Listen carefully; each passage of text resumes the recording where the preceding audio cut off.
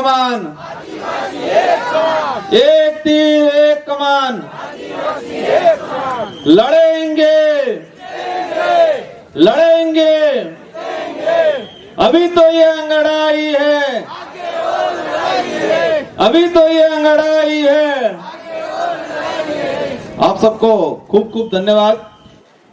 आज प्रतापगढ़ की इस धरती पे इस देश का मूल मालिक, मूल बीज अपने हक अधिकार को लेके यहाँ पर एकत्रित हुआ और ये आज एक सरकार को मैसेज जाना चाहिए कि ये आदिवासी समाज, ये पांडाल एक भीड़ नहीं थी।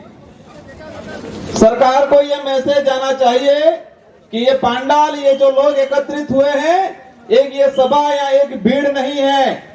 ये आदिवासी समाज के अंदर जो आक्रोश पैदा हो रहा है, अपने अधिकारों को लेकर, हमारे अधिकारों के साथ जो अन्याय किया जा रहा है उसको लेकर जो आक्रोश पैदा हो रहा है, उसको लेकर ये कार्यक्रम आयोजित हुआ है। ये मैसेज सरकार तक जाना चाहिए। आज अपन सब मिलके हमारे पूर्वजों द्वारा, हमारे वडीलों द्वारा अपना खून पसीना बहा के, अपनी जान गवा के, अपना खून पसीना बहा के, अपनी जान गवा के संविधान के अंदर हमारे समाज के हित में, हमारे समाज की रक्षा को लेके शेड्यूल 5 का जो प्रावधान किया गया और ये संविधान लागू होने के आज तक, अभी तक शेड्यूल 5 के जो प्रावधान है वो प्रावधान पूर्ण रूप से लागू नहीं हुए। इसी क्रम में आज ये प्रतापगढ़ की धरती पे प्रतापगढ़ के कार्यकर्ताओं द्वारा रात दिन मेहनत करके ये कार्यक्रम आयोजित किया गया और नाम रखा है विशाल आम सभा आदिवासी हुकार महारैली। आदिवासी हुकार महारैली आरक्षण को लेके, अपने हक अधिकारों को लेके आज इस कमंडाल के अंदर युवा भी है जिसको नौकरी की जरूरत है, वो भी आया हुआ है। एक माँ भी है जो रात दिन अपने बच्चे के लिए कि मेरा बच्चा पढ़ लिख के नौकरी लग जाएगा, रात दिन मजदूरी कर रही है। वो माँ भी इस पांडाल के अंदर है। वो बुजुर्ग भी है, वो भी टकटकी लगाए हुए सोच रहा है, देख रहा है कि मेरा बच्चा पढ़ रहा है, डिग्री कर रहा है, कि मेरा बच्चा एक न एक दिन नौकरी लग जाएगा। वो बुजुर्ग भी इस पांडाल के अंदर है। यह आरक्षण की लड़ाई है, हमारे अधिकारों की लड़ाई है। और लड़ने की जरूरत क्यों पड़ी? लड़ने की जरूरत इसलिए पड़ी कि हमारे द्वारा इस क्षेत्र से, शेड्यूल एरिया से जो नेता चुन के भेजे जा रहे हैं वो समाज के प्रति उत्तरदायित्व नहीं रखते हैं, समाज के प्रति उत्तरदायित्व नहीं है और उनकी पार्टियों के प्रति, उनके आकाओं के प्रति उत्तरदायित्व है। इसलिए हमको आज एकत्रित होना पड़ा है। यह काम आप सबका, आम जनता का नहीं है, उन नेताओं का है जो शेड्यूल एरिया से अपने आदिवासी होने का प्रमाण पत्र लगा के विधानसभा के अंदर जाते हैं, संसद के अंदर जाते हैं। उनका यह काम है आदिवासियों की हक अधिकार की बात करें, लेकिन वो नहीं करते हैं। और करते क्या है? इन युवाओं को गुमराह करते हैं, हमारे समाज को कमजोर करने का काम करते हैं। मैं कुछ आंकड़ा अभी गाड़ी में आ रहा था, मैंने तैयार किया कि आरक्षण की रैली हो रही है। आरक्षण का प्रावधान अनुच्छेद 244(1) हमारे 5वीं अनुसूची के तहत आरक्षण का जो प्रावधान है उसको लेके राजस्थान सरकार द्वारा, हमारी टीएससी के द्वारा राज्यपाल महोदय को टीएससी के प्रस्ताव के द्वारा भेजा गया। 2013 के अंदर एक अधिसूचना जारी हुई और संशोधित अधिसूचना 2016 में जारी हुई। कांग्रेस के शासनकाल के अंदर 2013 में एक अधिसूचना जारी हुई और उस अधिसूचना को लागू कराने के लिए, जारी कराने के लिए कांग्रेस के उसमें तात्कालीन जो विधायक थे, सांसद थे, कांग्रेस को जो नेता थे, उन्होंने समानता मंच के साथ मिलके और सरकार पे दबाव बनाया और कहा कि ये समानता मंच जो चाहता है वो कर दो। हम तो आंखों के अंधे हैं, कानों के बहरे हैं। समानता मंच की जो बात है उसको मान लो, ये बोला अशोक गहलोत की सरकार को 2013 में। और उस अशोक गहलोत की सरकार ने समानता मंच के हित को लेके इन आदिवासी नेताओं ने, जिन्होंने अपने समाज के साथ जो कुठाराघात किया और समाज के साथ अन्याय करते हुए समानता मंच की बात मानी, और उन्होंने 2013 में एक अधिसूचना जारी की। उस अधिसूचना में जो आदिवासी इलाके में 75% आदिवासी समाज रहता है, उस समाज के लिए 45% आरक्षण का प्रावधान किया, 5% एससी का प्रावधान किया और 50% नौकरियां। कहा यह अनारक्षित है, ओपन कैटेगरी है और सभी वर्ग के जा सकते हैं। लेकिन उसमें नियम ऐसे बना दिया कि यहां की 15 से 20% जनता को एक तरह का 50% आरक्षण दे दिया और आदिवासी समाज के साथ कुठाराघात करने का काम किया। यह वक्त आ गया है कि सूद समेत उन लोगों से वापस वसूलना है और उनको अकल ठिकाने लानी है। ये बदला। हम आज एकत्रित हो गए, तालियां बजा दी, नारे लगा दिए, घर पे गए, भूल गए, बीवी बच्चों के साथ, जमीन जायदाद के साथ, गाड़ियों के साथ हम बिजी हो गए। हम भूल गए, ये नहीं होना चाहिए। आज से गांठ बांध के जाना है। जिन लोगों ने हमारे समाज के साथ, हमारे समाज की 3 से 4 हजार नौकरियां 2013 के बाद उन लोगों ने खाई है, जिन नेताओं ने ये काम किया है, जिन पार्टियों ने ये काम किया है, उनको सबक सिखाना है। आज गांठ बांध के जाना है, तभी हमारा आना और आपका आना और हमारा यह बोलना और आपका सुनना सार्थक रहेगा। मैंने कुछ आंकड़ा तैयार किया। कहा उन लोगों ने, हम लोगों को पैम्पलेट बांट के कहा कि आपको आरएस अधिकारी बनाने के लिए 2013 की अधिसूचना में अलग से आरएस के पद दे दिए। मैंने 3 भर्तियों का डाटा तैयार किया है। पहली भर्ती 2013 में आई, अनुसूचित क्षेत्र के लिए अधीनस्थ सेवा के उन्होंने 43 पद दिए। हमारे आदिवासी समाज के लिए 18 पद मिले और ओपन कैटेगरी के 25 पद मिले। और ओपन कैटेगरी में नियम ऐसा बना दिया कि आदिवासी समाज का बच्चा टॉप होकर उसमें जा रहा था, फिर भी जाने नहीं दिया। और 25 से 25 पद 20% लोगों को मिले और हमारे 75% लोगों को पद कितने मिले? 18 पद। और दूसरी तरफ राजस्थान लेवल पे 12%, 12.5% जो आरक्षण मिल रहा है और अधीनस्थ सेवा के अंदर जो सीटें 12% के हिसाब से उस 2013 की भर्ती के अंदर 74 पद आए, 73 ने 4। और प्रावधान ऐसा कर दिया कि शेड्यूल एरिया की और नॉन शेड्यूल एरिया की विज्ञप्ति अलग ऑप्शन मांग लिए और हमारे भाइयों ने शेड्यूल एरिया की 18 पदों के लिए आवेदन किया, 74 पदों के लिए आवेदन भी नहीं किया।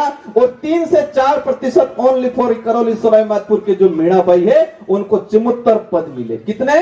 70 के 4 पद। और यहां के 15 से 20% लोगों को 25 पद मिले और हमें मिले 18 पद। इस तरह 2016 की भर्ती 29 पद आए, हमारे भाइयों को 12 मिले और ओपन कैटेगरी के 17 पद रखे, एक भी भाई हमारा नहीं जा पाया।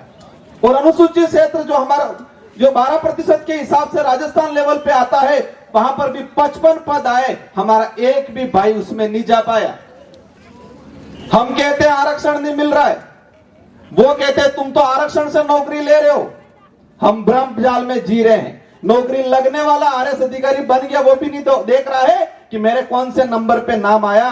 मेरा समाज के साथ मैं तो नौकरी लग गया, लेकिन मेरे समाज के भाइयों के साथ कहां कहां अन्याय हुआ उसको भी फुर्सत नहीं है।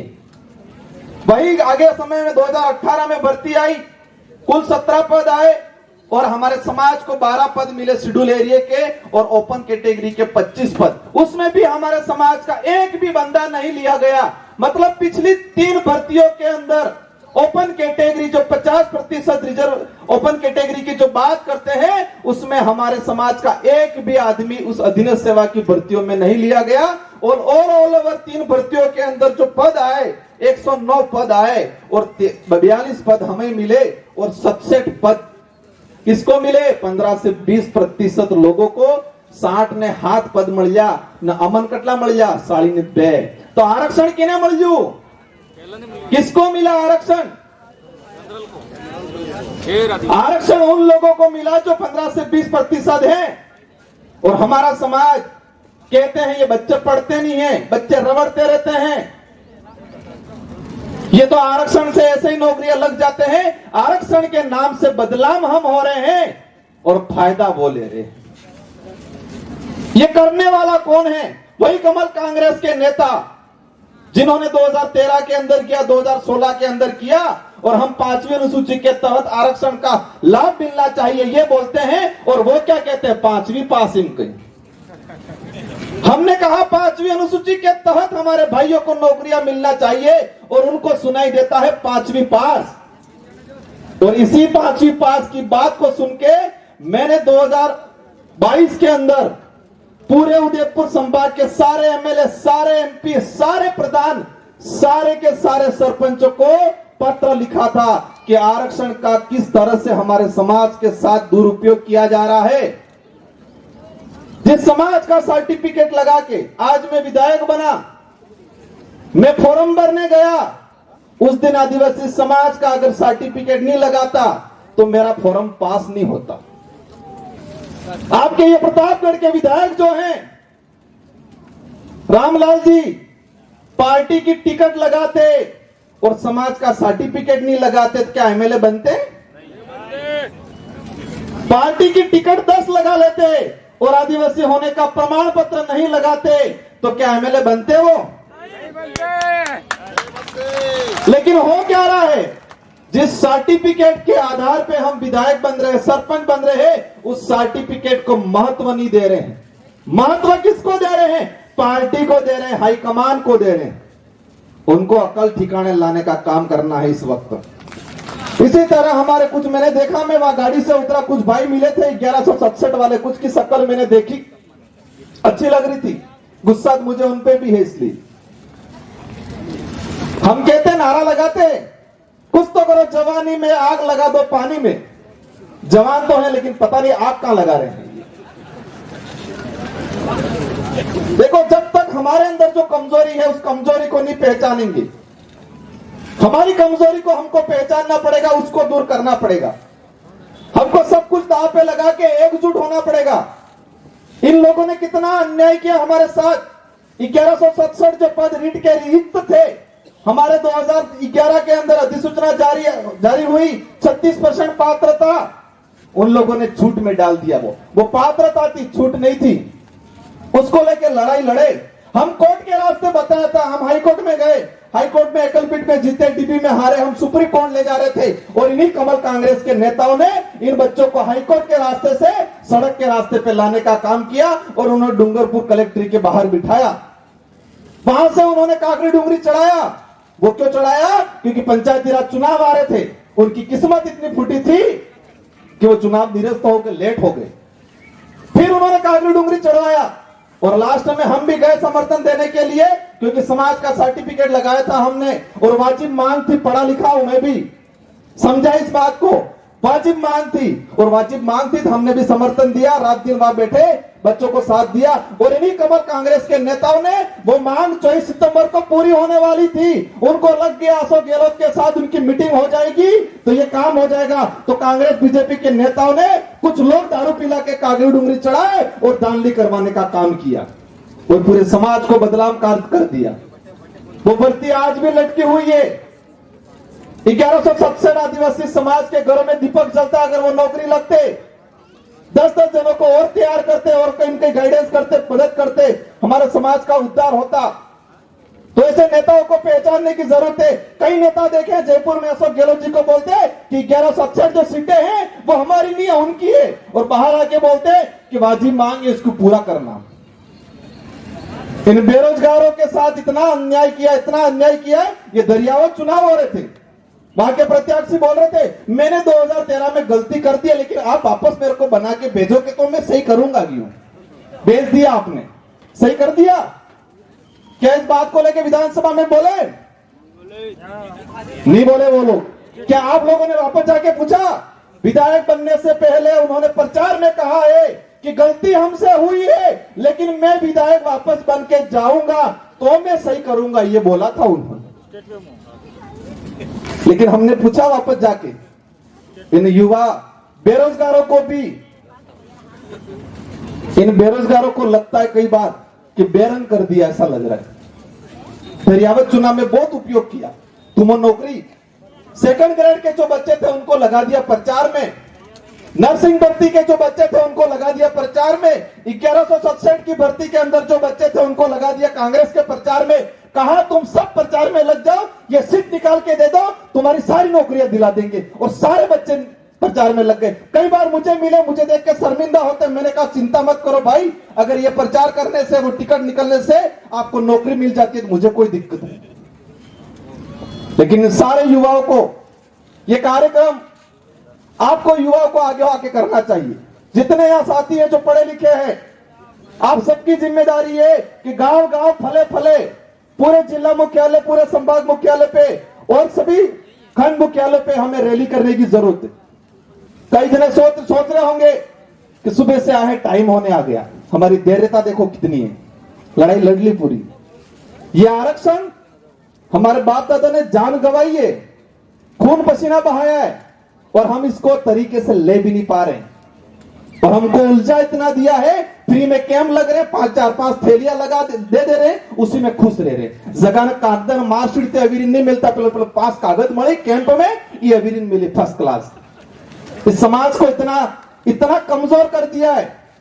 आज तो हम उसके लिए भी थोड़ा जी रहे हैं, आज तो थोड़े बहुत हक अधिकार की भी बात कर रहे हैं, लेकिन इस समाज को इतना कमजोर कर रहे हैं वो लोग कि आने वाले समय में हम और हमारी पीढ़ी की पेट कैसे भरना है और जिंदा कैसे रहना है, इतना सोच पाएंगे।